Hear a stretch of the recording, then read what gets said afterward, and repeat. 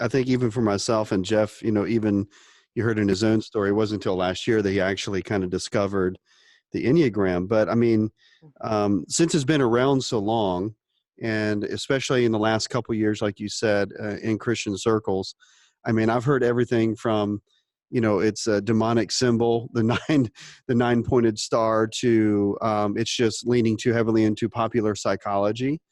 But certainly myself, I can personally attest that the communication, the relationships that have been improved as a result of going through the Enneagram.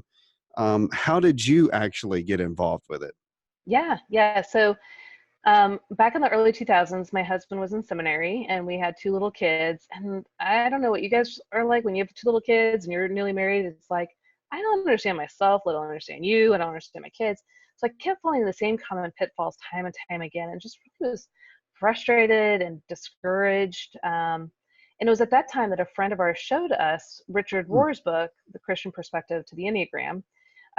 Not it can be kind of a hard read because it's really in depth. The Enneagram, it can be a very complex system.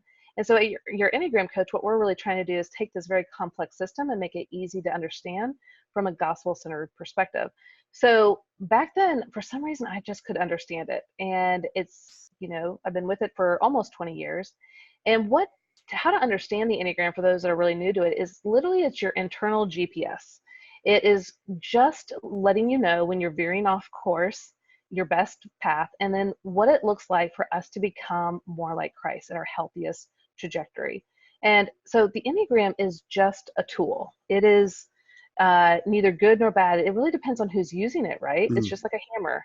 A hammer is just a tool, and in the hands of the right person, it can create wonderful things.